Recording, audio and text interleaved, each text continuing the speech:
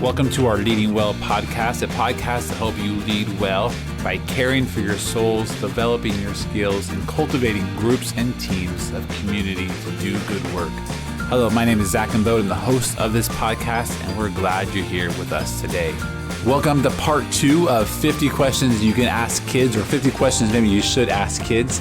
At New Life, I oversee our children's, our student ministry team, and our adult ministry team. And so one day we got in the office, whoever was here, and we had a lot of fun answering questions answer these questions you should ask kids. And so the way it worked, we were around the circle, and I said, "Hey Kim, give me a number 1 through 50."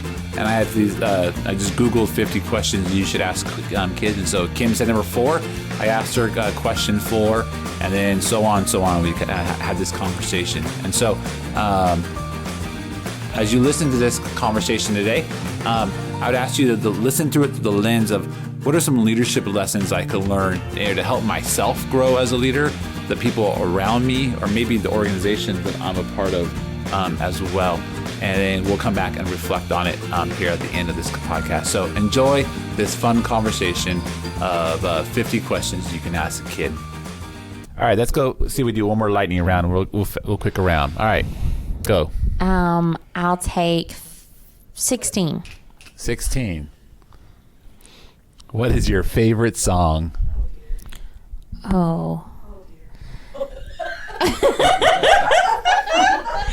Okay, so not a song that I clean house to, because those have to have rhythm. And I'm not going to admit that some of those songs, but I would say it has to have rhythm. I love folk music, and I love Drew Holcomb, and he has a song called "Walk in Another Man's Shoes." That's my favorite song. Thanks for passing the mic to Stacy. I've never seen someone have the 2-step while they vacuuming, but that's amazing. That's a DVD video that's going to go with your redneck cleaning with Kim. What do you got, Stacy? With rhythm. Let's do 34. 34. No, she needs to answer that same question. Oh, nope. I've seen that playlist. We're good. What is something that you don't understand about grown-ups? Well, that's actually probably the best question of the day. What is something I don't understand about grown-ups? Why all the drama? Clearly Maria agrees with me. Man, Maria, I got Maria preaching over here. Hey, man. Elaborate a little more. She's waving a hanky. There's a lot. There's a lot to why, as grown-ups, do we feel the need to perfect the passive-aggressive behavior? I think we all do it. Why all the drama? Why can't we just be truthful and honest and accepting of feedback? And that goes as much to me as anybody else, but yeah. All right, Vanessa, what number? All right, 31. 31. Oh, this is going to be a hard one for you. What makes you happy when you're sad? I'm never sad. She jokes, but that's actually the honest truth. She is Miss Sunshine. I just keep smiling through it until I am happy, and then we're good. That was not the answer. I was like, but it's probably true. But Tacos and coffee. Not necessarily together. One or the other's fine. At least it wasn't rosé and. All right, give me another number then, Vanessa. Okay, 25. 25. What is love? Baby, love is don't patient. Hurt me. Love is kind. No more. I think love is putting somebody else's needs before yours. I think love is not that, you guys. There's a dance party going on to the right of Vanessa. That makes it hard. All right, so back to love. What is love? I think love is selfless. I think it's putting another person's needs ahead of yours and not doing that in order to get something back, but just to do it just completely, with no self-gain. All right, Tex, what do you got? 49. 49. If you could change one thing about yourself, what would it be? Oh, my hair, hands down. I would have hair, like, especially for like my little bald cap that's in the back that like I couldn't see until someone took a picture of me from behind one day. And I was like, who's that fat bald guy? And they're like, Dex, that's you. I was like, oh God, oh no. Like that was about a 19-year-old me having almost like a 6-year-old tantrum. But yeah, definitely easy answer. All right, Maria. Number 30. Number 30. Oh, this is a good one. Who is someone in history you like to be friends with, and why? Somebody in history. Other than Jesus. She's going to say Jesus. Considering I'm not good at history. Yeah. Anybody here want to throw out an answer for me? Can I get a lifeline? I'll come back. Don't trust Stacy. I don't know who she might be throwing out there. She could be giving you some random name. Somebody else. I'll give you a second to think. Okay. Anybody else? Who would you like to meet in history? Deborah the judge. Oh, Deborah the judge from the Old Testament. Oh, there you go. That Okay, I didn't hear who you said. She sat under the trees, and she Okay. That would be. I would love to have a conversation with her and be her friend. Yeah, that's fun. I would like to meet Harriet Tubman. Oh, yeah. I would love to hear her story of, I would just love to hear her story and see how she did what she did and where her heart was, and just, I don't know. I just love that story. Yeah. Interesting. There's actually a lot. Yeah, I want to bring it. Go for it. Okay. So what brought to mind was when Jesus drew in the sand and said, "Go and sin no more," for the lady who was going to be stoned.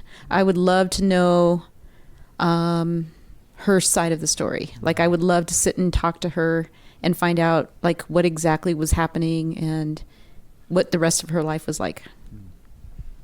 So good. That is good. Go for it. Do you have one? Yeah. Man, that's such a good thought, Maria. I think for me, I have actually like a list of people I'd love to meet. I think if I had to pick one of them, I'd go with Martin Luther King Jr. Like, I think just a guy who, like, there's so much that you can go off of, like just the adversity that he endured. I think one of the things I'd love to just pick his brain about, though, is it's just so much about his nonviolent, his revolution, essentially, in a way, like the way he went about this, and just being able to hear more about his heartbeat behind that, and how difficult that must have been for him to, especially when so many people are calling for violent responses, and for him to just be so actively willing to endure what he did. Mine goes along with that. Again, for someone like my strength is like futuristic. I love thinking about tomorrow. I actually have a long list of people in history I would love to have a conversation with. For me, I forget the guy's name, but the owner of the Dodgers who signed Jackie Robinson. Like, that's good. Just what got him to a spot where he was willing to change really like our nation in a lot of ways and start some of the civil rights stuff, and what he had to go through, and his story and his journey bringing Jackie Robinson into the baseball. And I love the courage and his ability. Yeah, I would love to hear his story and how, after he's gone through all that, what he thinks and what he learned, and just his journey there. Vanessa, a big sigh there from us. I think I would like to meet Anne Frank. And I think to meet her and to be her friend and to hear her story would be hard. But to hear what she went through and how it changed her and just what came out of that, and just hearing her heart, I think it would be amazing. Well, let's see. 45 minutes ago, you guys didn't know we were doing this. I just said, hey, get in the room and we're going to have this conversation. And you said, okay. I'd be curious, as we've kind of processed this a little bit, what you've seen in each other, what you just kind of learned from our conversation. And just the last question I'd ask each of you is this.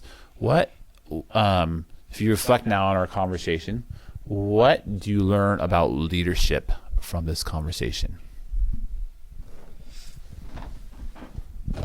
I would say learning to listen to people and hearing where they are. And part of it is recognizing that we probably draw some assumptions about people. So listening well to the people that you are leading and recognizing maybe what gifts that they possess and talents and their outlook and the way that God made them that's very unique, and making sure that you're drawing that out in them, and then helping them find the place for what you learn within where they're serving. Like just listening more and not drawing assumptions, but knowing by asking questions. Somebody else. Go for it, Stacy. Okay. So what some people listening may not know is that we rolled off of a very crazy day yesterday and are rolling into a very busy season. And I think just sitting here and looking at leadership in that arena and in ministry and otherwise, I think you have to, like you said, 45 minutes ago, we didn't know we were doing this. And this has been 45 minutes of fun. Yes, sometimes hard questions, but fun, and we laugh. And I think, I'm just sitting here thinking, I love our team. I love how we work together. But I think the fun times help to build that trust, especially after a hard, heavy work day like we just had and like we know we're rolling into. I just think trust is so important in leadership, and we know that, but it's how you build that. And so these fun times, even if they're a surprise with microphones, I think it's important to just build trust with one another so that I'm pretty sure, and if you think otherwise, I don't want to know, I'm pretty sure we all could say, I love the team that I work with. I love this team. And there isn't one thing that I don't think any of us would do for one another. And so I think that that's important. And the fun solidifies that. So. Somebody else. So I'll just say, not knowing that we were going to even do this 50 minutes ago, microphone and surprises. Two of my not so favorite words, but that's okay. So as far as leadership is concerned, I think just being real, being honest is so important, because none of us are perfect. And if we try and act perfect and we expect that from other people, as soon as we mess up, trust is going to be lost. And I think the neatest thing is that none of us knew that we would be speaking into a microphone, but we had the same conversation with the microphone that we would have had without one. Nobody in here, I can speak for everyone, nobody in here changed. Nobody in here became a different person because we were doing this. And I think that's awesome. I think it's great that everyone speaks their true voice. Yeah, I think that's so good. I love that. I think for me, one of the, kind of piggybacking a little bit on what Kim said about listening well. I think listening is such a big part of what we do. But I think there's a second step of it, but also to say, asking how can we help, or even just going above and beyond that, and just us asking ourselves as leaders, how do we help our people who have these desires and these things and goals and these things in their life? How can we assist? And because at first, just being honest, because I like good laughs, I like fun. I was just waiting to see something on Groupon about mechanic classes or something to send to Kim. But but the truth is when we look at kind of that kind of an opportunity as we're going through life, and we see, man, this person has this goal, they want to become maybe more artistic or more creative, and we see something like a Groupon class, being able to, what if we just actually gave that to them as a gift, being real sincere and honest, just hearing their desires, their passion, their goals, encouraging those kind of things out of them, and looking for opportunities to see how we can help them achieve that. Not necessarily always achieving our to-do list, but how do we help them achieve things in their life too? That's great. How about you, Maria? Oh yeah, I was kind of dreading the answer here, but I will say that surprises and microphones are not favorite words of mine either. And I'll just say that what I'm I know what I'm getting for your birthday. Surprise, it's a microphone.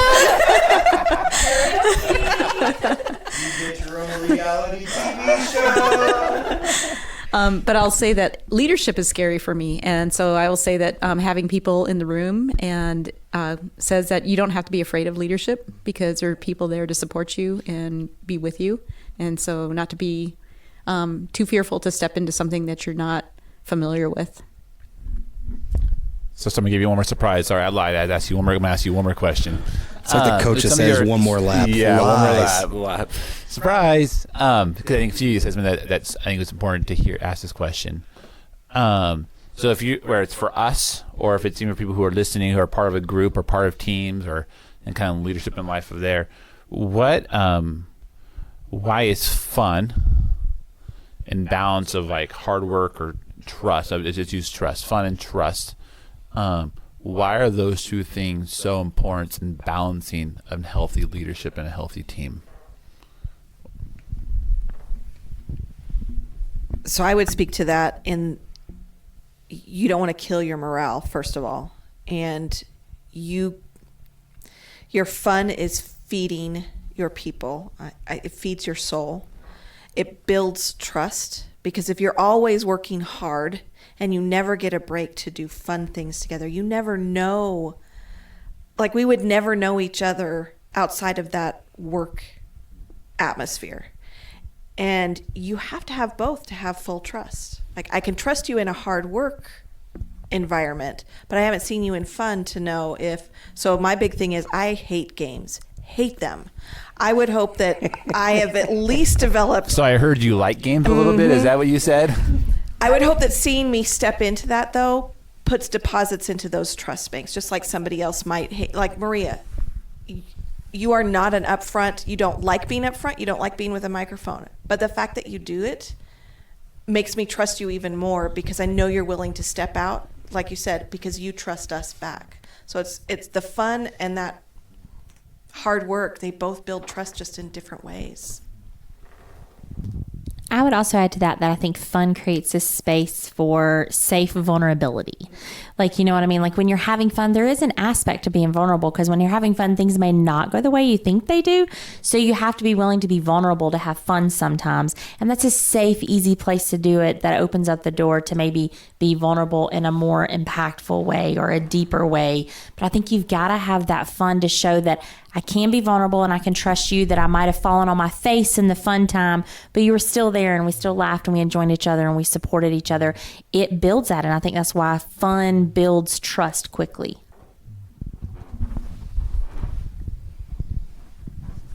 I think it's important to have fun, especially with your team. For one, burnout is real. And I think that having fun is also a way of resting and kind of refreshing and recharging to be able to come back and carry out our work well. Also, I think just naturally, like as humans, we like to have fun. A different part of our personality comes out when we have fun. So kind of going on what Stacy says, I can know how Stacy works, but I'm not going to know the full Stacy unless I see her engaging in fun, and I'm engaging in her with fun. So, yeah. I'm just going to throw out, I'm going to guess you live longer if you have fun. So I think everybody wants to live longer. So I don't know if there's a statistic out there with that, but I'm going to run with that theory. That's absolutely true. It's absolutely true. I mean, at least if not, we'll make up the statistic and put it out there. I mean, my mom always tells me smiling has like less wrinkles than frowning, so I think that's true. I think for me, one of the things about trust, and I've always seen trust as kind of this combination of two things. Like, can I trust who a person is, and can I trust that they're going to do what they say they're going to do? Like, that's how I kind of combine trust as a definition, is kind of character and competency. And I think often we have a lot of trust in people's competency, but not necessarily in character. And it's funny because I think character, for me personally, goes much further than competency. Yes, I can trust they'll do a good job, but if I just know someone and know who they are, and I know that they're going to give everything they have, like goes leaps and bounds further than are they the exact best at this versus like, are they going to do a great job at this? Yeah. And that's something that's important to me. And I think that's what fun does, is we get to know people's character in a different way. Cause like we work hard, and every single member of this team like can sweat it out with the best of them, myself definitely included in that. Like, I feel like, there's a superhero power, like sweat. But I think for me, like often I was always raised with this idea of being the hardest worker in the room.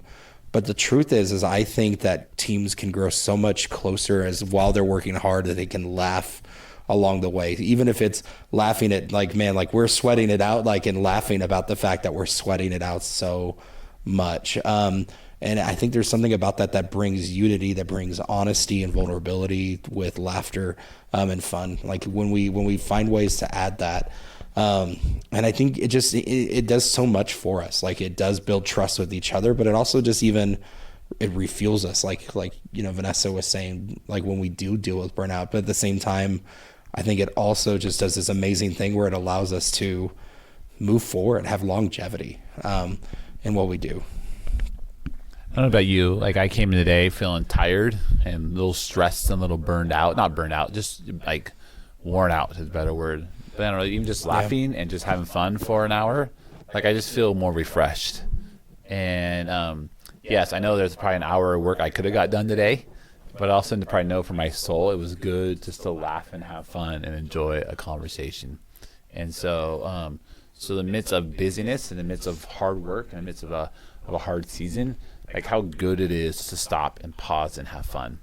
And we didn't do anything crazy. Like we didn't, there's lots of ways you could spend lots of money to go have fun. But we just grabbed 50 questions you can ask a kid and just had a fun conversation about that.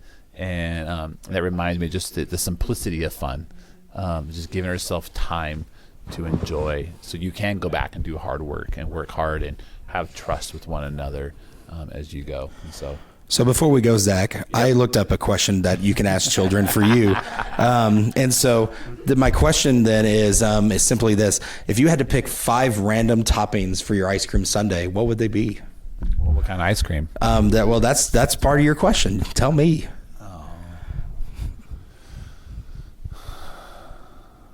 So when we used to live in California, there was this place called, oh man, now I'm forgetting. It was like this frozen yogurt, and you go, Big Spoon. That's what it was called, Big Spoon.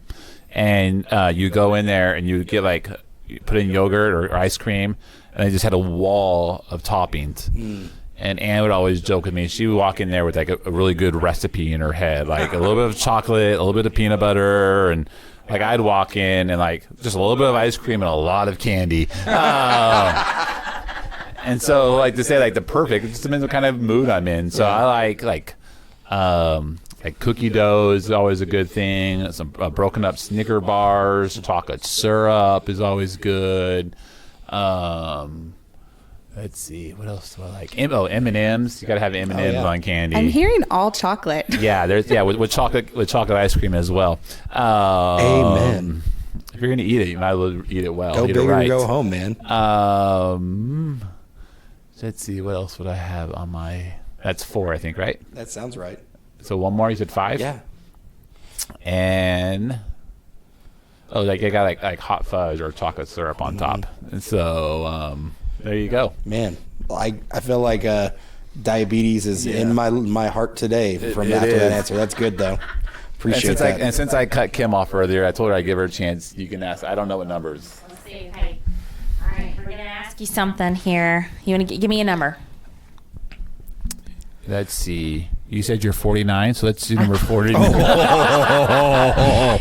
going down. Oh, 49's taken, but I'm 43, so we'll give you 44. How about that? I'm going to choose for you, Snarky. Okay.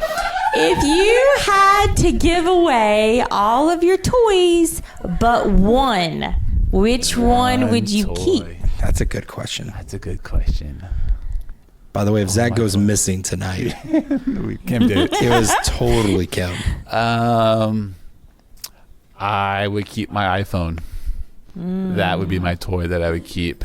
Just 'cause I think my whole life is not built around my iPhone, but it keeps my life going. It's kind of your brain. I know it's Kim has my phone, so I need to be nice right now. I think my phone. The reality of my phone. I pay for things. I buy things. All my contacts are there. I don't even know my wife's phone number. It's in my phone. And so, my whole life is in my phone. Unfortunately, it's like my better brand, the brand I wish I had. So there you go. Okay. All right. I'll accept that answer. There you go. So thanks, guys. And thanks for the conversation. Thanks for the time today. Thank you. Well, hopefully you enjoyed that as much as we enjoyed having that conversation, and hopefully you get a chance to get to know some of our staff members a little bit better, and a chance to get to know us a little bit better and see the dynamic of even our team who was there and recorded that. just a couple of reflections from myself now of just a little farther away from having that conversation that I'd love just to share or kind of prompt you. One, man, so often we think of whatever our roles are in church and our jobs and our families, when we think about leadership, and it's very much this, like, here's what I need to do.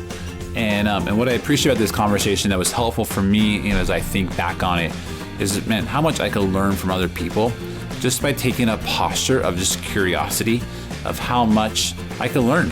And even just a silly exercise or silly questions like that, the ability to learn significant things about other people and significant things about me.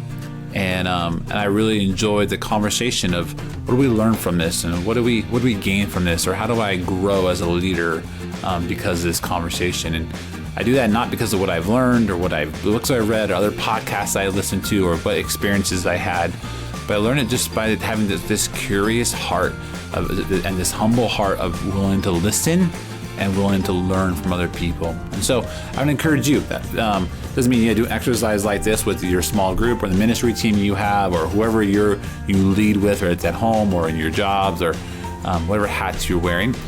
But what can you learn from somebody? What can you learn from that group member who maybe is frustrating you, or that person who won't stop talking, or that leader or that supervisor in your life that just is maybe makes you feel insignificant? What are the things you could learn about yourself? What are the things you could learn about other people? What are the things you could learn about God in the midst of those moments? And to have a curious heart and to have a humble heart to listen and to learn from other people. That's what I take away from these two podcast episodes we've done, of listening and learning. And the second one I would say is, giving yourself space to listen to other people.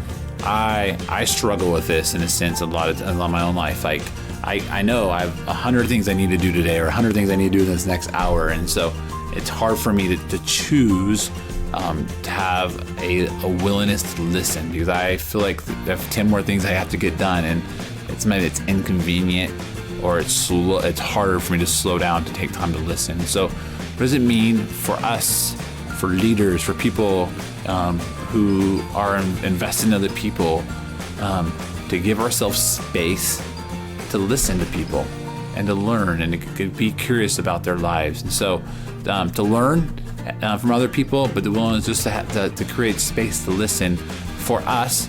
And for me, I would say, man, like the joy of building relationships and connecting with people in some ways at a significant level, how much joy that brought for us in the midst of a busyness of a day and a season. And so I encourage you to take time, man, even a busy season and a busy life, to make time for people and to make time for relationships and to spend time engaging. So again, the question I'd ask you as you listen to maybe this episode, or maybe go back to listen to the previous one, through our dialogue, what do you learn about yourself? What do you learn about others? And what do you learn about God?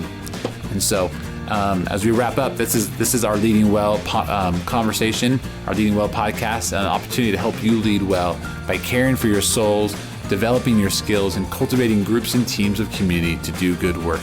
And my name is Zach. I'm the host of this. Until next time, have a great day.